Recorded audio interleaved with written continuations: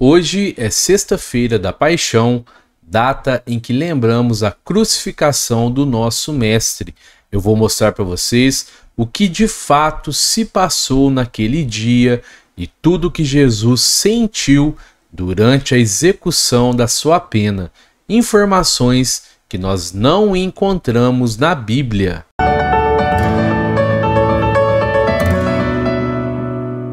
Fala, meus amigos, minhas amigas, eu sou o professor Luiz Fernando Amaral. Muito legal ter você comigo mais uma vez aqui no canal Espírita. Bom, pessoal, então hoje é sexta-feira da Paixão, nós estamos na Semana Santa e o canal Espírita está dedicando a trazer vídeos para vocês sobre os dias que foram os últimos de Jesus encarnado aqui na Terra. E eu vou deixar aqui na descrição links para os vídeos sobre o Domingo de Ramos, como foi a despedida de Jesus dos seus familiares, como foram seus últimos dias de segunda até quinta-feira. Hoje, então, esse nosso vídeo sobre a sua crucificação. E domingo, então, nós vamos trazer o vídeo para vocês sobre a Páscoa na visão espírita. E as informações deste vídeo de hoje estão no belíssimo livro O Sublime Peregrino, enviado pelo mentor espiritual Ramatiz e psicografado pelo médium Hercílio Maes. E eu queria pedir para você se inscrever aqui no canal, ativar o sininho das notificações, dar um joinha aqui nesse vídeo, compartilha, comenta, pois assim você estará ajudando na divulgação da doutrina espírita, e divulgar a doutrina espírita também é um ato de caridade.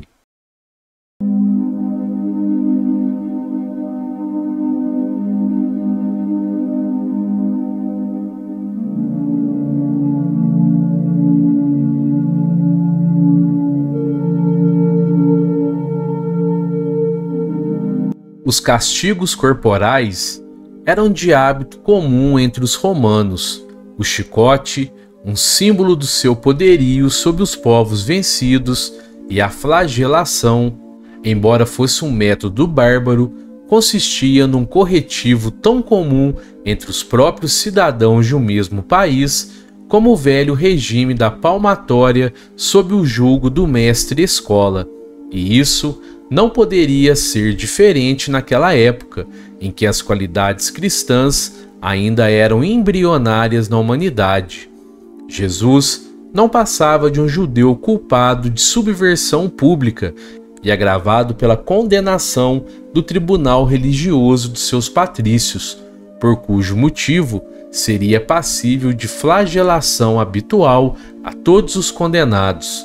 Embora condenado ao suplício da cruz, nem por isso devia ser poupado do chicote, como a preliminar tradição de qualquer punição. No entanto, devido à sua excessiva fraqueza e estado enfermiço febril, o lictor o chicoteou de leve, por 3 vezes apenas, usando o chicote feito de tiras de couro cru, mas sem as pontas de chumbo ou de ossos que arrancavam pedaços da carne. Ocorreram algumas cenas degradantes contra o Mestre Jesus no pátio da prisão romana, mas não se ajustam à descrição melodramática dos evangelhos. Os legionários romanos, como prepostos de Pôncio Pilatos, eram produtos de férrea disciplina de 3 anos de trabalho consecutivo e preparo guerreiro. Homens corajosos, altivos e decididos, embora rudes e impiedosos. No entanto, jamais desciam ao espetáculo circense de cuspir e esbofetear os prisioneiros, pois mantinham certo decoro nos seus atos e tudo faziam para não mancharem a sua dignidade de homens superiores. Quando Jesus foi recolhido ao pátio da prisão, situada a poucos passos do pretório, diversos simpatizantes e amigos o seguiram. Os mais sensíveis choravam por vê-lo preso e outros lançavam seus protestos contra o crime de condenarem o generoso rabino que só pregava o amor e a paz, mas a turba de mercenários contratada pelo Sinédrio e acicatada pelos acólitos de Caifás impedia propositadamente qualquer manifestação de simpatia ao prisioneiro Jesus, que ainda não havia perdido a estima do seu povo, mas ele não foi humilhado pelos legionários do governador, conforme diz Mateus. Momentos depois, homens e mulheres, autores da farsa infeliz, desapareceram para atender às suas obrigações, enquanto Jesus ficava a meditar no opróbrio de receber as piores afrontas e crueldades por parte dos seus próprios patrícios, em vez de sofrê-las somente de seus adversários. Mais uma vez, ali se provava o velho ditado, ainda hoje conhecido, de que a pior cunha é sempre aquela que sai da mesma madeira. Era quase meio-dia, o sol ia alto e o dia estava abafadiço, prometendo chuvas torrenciais para a tarde, quando Jesus foi custodiado por um grupo de soldados romanos, iniciando a sua trágica jornada a caminho do Calvário, saindo pela porta de Damasco. O povo aglomerava-se junto do portão e dos muros da prisão. Quando Jesus apareceu, Maria Madalena, Salomé, Joana, Sara, Maria e outras mulheres precipitaram-se para abraçá-lo, mas foram impedidas com rudeza pelos soldados. Então, ajoelharam-se, soluçando sob as mais pungentes lamentações e clamando por Deus, enquanto o amado mestre lhes volvia um olhar compassivo e resignado. A rua se fazia cada vez mais íngreme e ele, palidíssimo, tinha as mãos atadas e dava mostras visíveis de cansaço e dores físicas. À sua retaguarda, 2 servos seguiam-lhe os passos, carregando o pesado tronco de árvore que depois lhe serviria para o suplício da cruz. Em dado momento, o chefe da patrulha romana atendeu à súplica das mulheres e consentiu que elas socorressem Jesus. Sem perda de tempo e dispondo apenas de alguns segundos, Verônica enxugou-lhe o rosto e Joana deu-lhe água fresca de um cântaro pequeno. Logo em seguida, puseram-se outra vez em marcha. O trajeto da porta de Damasco até o cimo do Calvário foi percorrido em 16 minutos, pois as execuções se cumpriam fora dos muros da cidade. Jesus mal podia respirar. O seu corpo tremia sob a temperatura febril e o suor empapava-lhe o rosto, vertendo sob as vestes amarfanhadas e manchadas de sangue da flagelação. Os encarregados da crucificação tinham pressa, pois o sol do meio-dia crestava as carnes de todos. Então se deu o terrível e doloroso suspense para todos. Amigos e discípulos de Jesus estremeceram e as mulheres caíam de joelhos em terra sob cruciante oração, enquanto 2 ajudantes despiram Jesus, deixando-lhe apenas um pano em torno dos rins. Outro lhe oferecia um caneco de vinho com mirra, que servia de bebida anestesiante para os condenados suportarem os primeiros momentos atrozes da crucificação. Jesus mal tocou a bebida com os lábios e recusou-a, pois queria sofrer o martírio em perfeita lucidez de espírito e não se entorpecer na sua comunhão espiritual com o Senhor.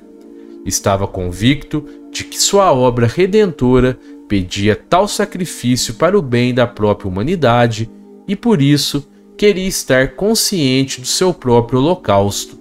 Em seguida, deitaram-no sobre a cruz, pregaram-lhe as mãos na trave superior horizontal e os pés no apoio de madeira da trave vertical, enquanto outro carrasco também fixava um pedaço de madeira entre as suas pernas, aliviando-lhe o peso do corpo para não rasgar-lhe as mãos. Depois, ergueram a cruz com seu corpo já pregado e a colocaram na abertura do solo, ficando os pés à altura de 1 jarda do chão. Outros 2 condenados também foram crucificados em torno de Jesus, os quais se lamentavam sob os mais lúgubres gemidos na sua dor lancinante.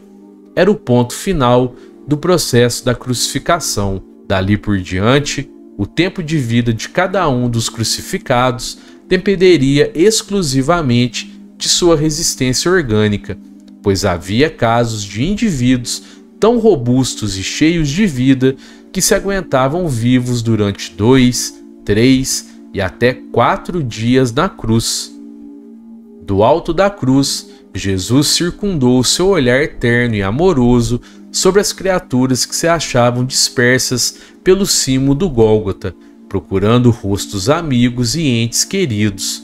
Finalmente, identificou Madalena, Salomé e Joana, João, o querido discípulo, e seu irmão Tiago, sempre paciente e entusiasta, Marcos, corajoso e decidido, Tiago, maior, o fiel amigo.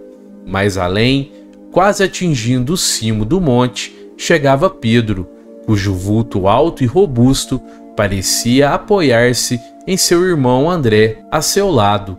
Sara e Verônica amparavam Maria, a infeliz mãe, que retornava ao Gólgota, depois de socorrida pela 3ª vez dos seus desfalecimentos cruciantes ante o martírio do filho querido. Aquele quadro afetivo enfeixando as imagens dos seres que tanto ele tinha amado na sua jornada terrena, que pouco a pouco venciam o temor humano e vinham se juntar ao pé da cruz, incendidos pela força da vida espiritual, satisfez Jesus e o encheu de regozijo. Mas, de súbito, Jesus foi interrompido no seu devaneio consolador pelos gritos, chalaças e escárnios dos infelizes agentes de Caifás, que antes de se retirarem do Gólgota ainda procuravam arrematar a sua ignomínia com gestos de indiferença selvagem para agradarem a seus chefes vingativos. Acossados pelos espíritos das trevas, sarcásticos e despeitados pelo triunfo indiscutível de Jesus, eles desceram à vileza de um humorismo tão negro como suas próprias almas. Desce da cruz, ó Filho de Deus, chama teu Pai para te livrar do suplício. Guarda-me em um lugar do teu reino, para onde fugiram as tuas legiões de anjo. Salva o Rei dos Judeus no seu trono da cruz. Desce da cruz, salva-te primeiro, e nós seremos teus crentes.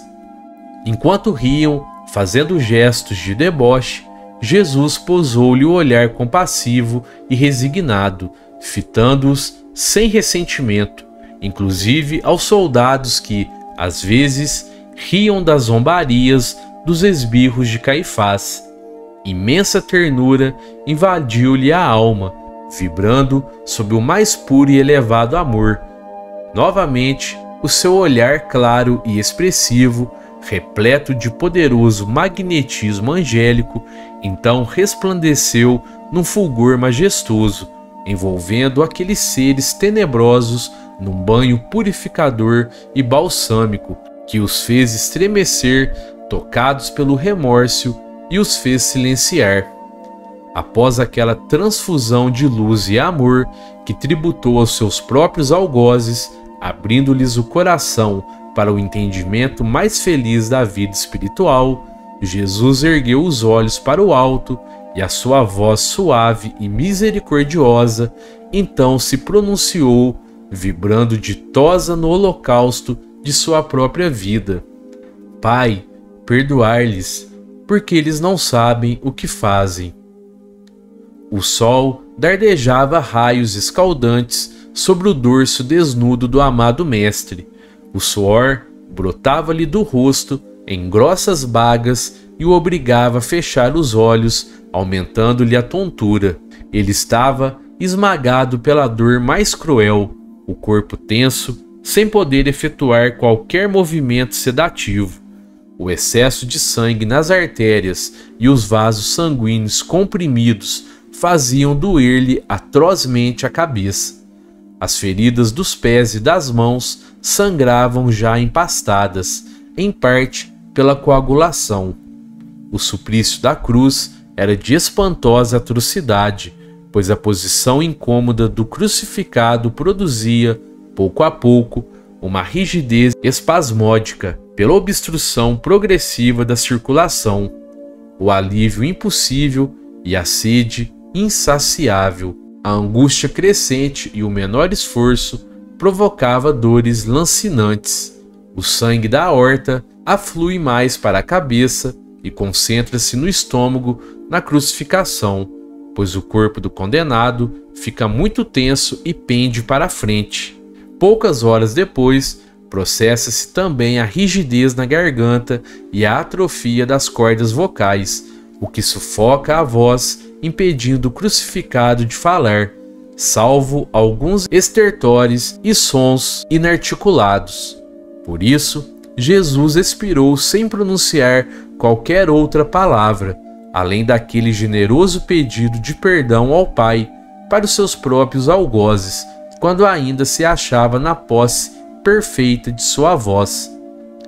Não era permitido a ninguém aproximar-se da cruz além de 10 jardas, pois a sentença impedia qualquer iniciativa que reduzisse o tempo de vida dos crucificados, cuja infração poderia ser punida até com a morte dos infratores e a prisão dos guardas negligentes. Os parentes e amigos que se achavam mais próximos da cruz estavam de joelhos e oravam a Deus para dar o alívio ou a morte ao querido amigo e mestre Jesus de Nazaré.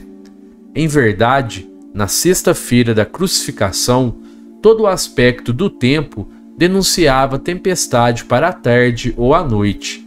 Quando já faziam 2 horas que Jesus fora crucificado, nuvens densas puseram-se a correr pelo céu, impelidas por um vento furioso, enquanto a luz do dia se apagava aos poucos, vencida por inesperada escuridão. As criaturas, estranhas ao acontecimento da cruz, apressaram-se a descer a encosta do Gólgota em direção aos seus lares. Sob o rugido do vento impetuoso, as cruzes se sacudiam, arrancando gemidos lancinantes dos crucificados. Os próprios soldados se entreolhavam inquietos e os amigos do mestre esperançavam-se de que Jeová iria intervir a favor de seu filho querido e eleito para a glória de salvar Israel. Jesus sentiu os braços cada vez mais entorpecidos por espasmos cruciantes. Recrudesciam-lhe as dores preensivas da cabeça e do estômago, queimava-lhe ardendo de modo esbraseado, enquanto os músculos do ventre pareciam rebentar sobre a pressão da carga do corpo crucificado pendido para diante. O sangue das feridas dos pés e das mãos haviam estancado, mas outra dor pungente tomava-lhe o coração. Naquele momento, no esforço supremo para exprimir-se, Jesus conseguiu dar a entender que suplicava por um pouco d'água. Os soldados se entreolharam, numa espécie de consulta recíproca. Então, embeberam a esponja no caneco de sua beberagem alcoólica e aproximaram-na dos lábios. Ele sorveu algumas gotas da bebida ácida, gozando de leve alívio nos lábios ressequidos, para depois retornar à sua condição de imobilidade atroz. O cimo do Gólgota estava ficando deserto de estranhos e curiosos, pois só os amigos, discípulos e parentes ali permaneciam, açoitados pelo vento cada vez mais impetuoso e uivante à flor do solo. A dor do Cordeiro do Senhor extravasava o cálice da suportação humana. O espírito, mergulhado na tortura da carne, vivia minutos eternos, represando em si as angústias da imensa responsabilidade de esgotar a última gota de fel para a redenção do gênero humano. A chuva benfeitora rugia além das colinas da Galiléia, manchando o noroeste de um negro líquido, mas Jesus não desejava de modo algum esse alívio, que ao mitigar-lhe a sede abrasadora e banhar-lhe o corpo febril, também lhe prolongaria o sofrimento desumano. Sentia uma excitação psiconervosa cada vez mais intensa, tentando reunir todas as suas forças físicas e espirituais para vencer a terrível opressão que ameaçava despedaçar-lhe os tímpanos, romper-lhe a garganta e a cavidade pulmonar. Quis abrir os olhos e só conseguiu após tremendo esforço, movendo tormentosamente a cabeça numa leve inclinação para a frente, como se tentasse vencer a massa granítica que parecia lhe pesar na fronte. Eis que naquele momento, então, fulgura no céu tenebroso um relâmpago imensurável. Sob a sua luz cegante, Jesus pôde vislumbrar e reconhecer os seus amigos, alguns discípulos e as piedosas mulheres que ali se reuniam na mais terna e veemente oração. Sua alma entreabriu-se numa visão beatífica e ele tentou mover os lábios, mas estavam tão rígidos que não puderam sequer esboçar-lhe o sorriso meigo de gratidão aos seus queridos. Súbito, uma dor atroz partiu-lhe das pontas dos dedos da mão esquerda, depois subiu-lhe rápida pelo braço, como um arame incandescente perfurando-lhe as veias, e num átimo de segundo bloqueou-lhe o coração, paralisando-lhe a respiração. Um forte estremecimento sacudiu-lhe as faces, os lábios e as pontas dos dedos entorpecidos, os olhos se nublaram completamente e sua cabeça pendeu desamparada sobre o ombro esquerdo. O Messias havia expirado. Eram 3 horas da tarde. Tiago viu-lhe a morte à luz do relâmpago e caiu de joelhos num grito de dor pela perda do mestre e num brado de júbilo pela sua libertação do suplício bárbaro da cruz. Todos levantaram-se e numa só exclamação, de braços erguidos, gritavam jubilosamente, chamando a atenção dos soldados. Hosanas, hosanas, o mestre expirou, o Senhor nos ouviu. Prostravam-se ao solo e beijavam a terra entre soluços indescritíveis. Então, o chefe da patrulha de soldados, empunhando a lança, feriu a carne de Jesus, primeiramente de leve, e depois forçou-a até manchar-se de rubro e verificar que não havia mais sinal de vida. Em seguida, ordenou a um soldado que fosse dar ciência ao centurião Quinto Cornélio da morte de um dos crucificados. Findara-se, entre todos, o angustioso temor de o amado mestre apodrecer vivo na cruz ou ser devorado pelas aves de rapina. Graças à sua natureza delicada e ao enfraquecimento vital produzido pela exsudação sanguínea no Horto das Oliveiras, ele sucumbira em menos de 3 horas pelo rompimento benfazejo da aorta, dando-lhe a desejada libertação da cruz.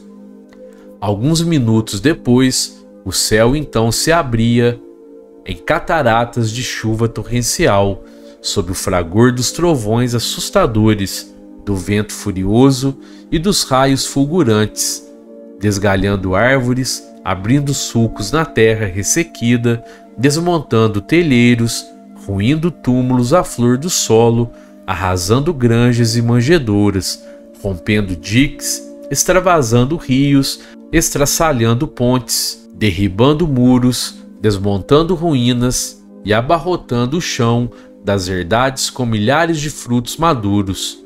As cruzes oscilavam ameaçando tombar devido ao amolecimento da reduzida massa de terra que cobria o cimo rochoso do Monte da Caveira, onde se dera a crucificação.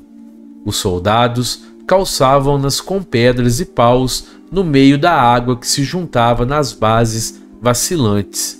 Os 2 ladrões crucificados moviam-se reanimados pela preciosa linfa que lhes escorria através dos cabelos, empapados na avidez animal de sobreviverem, malgrado a insistência dos soldados para que todos abandonassem o local, pois ali nada mais tinham a fazer com a morte de Jesus.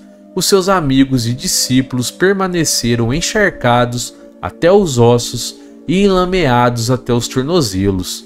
Maria abraçava a trave inferior da cruz, beijava o dorso dos pés do amado filho.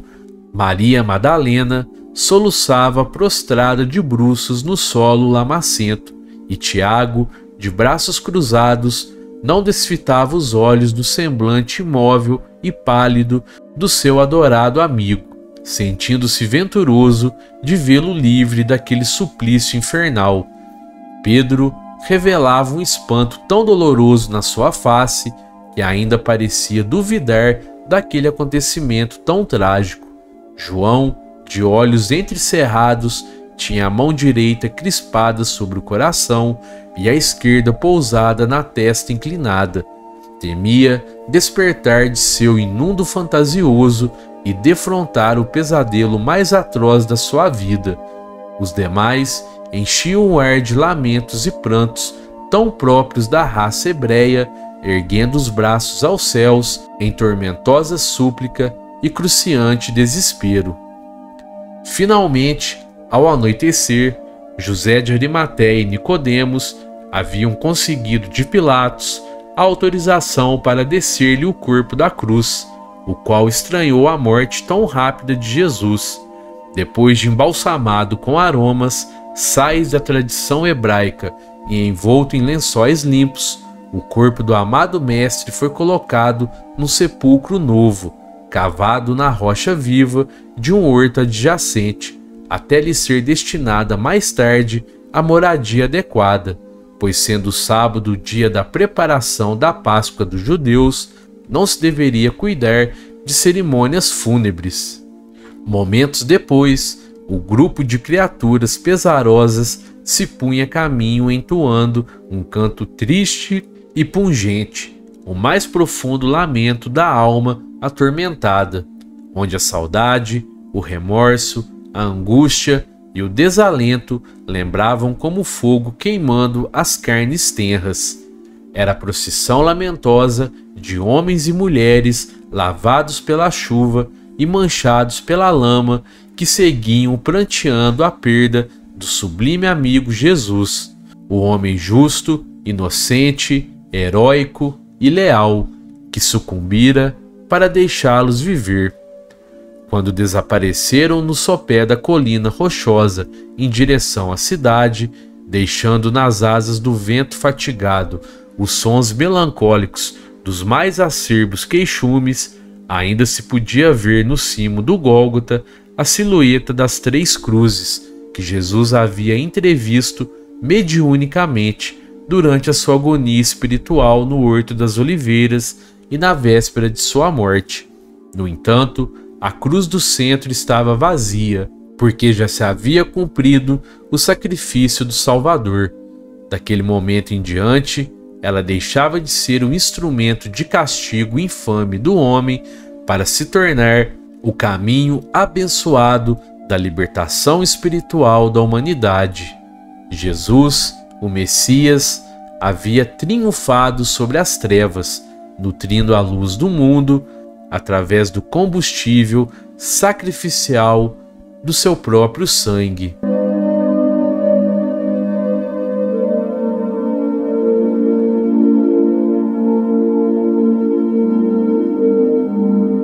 E eu queria agradecer a você que ficou comigo até aqui no final desse vídeo. Confere aí se você está inscrito no canal, se você deu um joinha aqui nesse vídeo, tá bom? Um fraterno abraço a todos e que assim seja!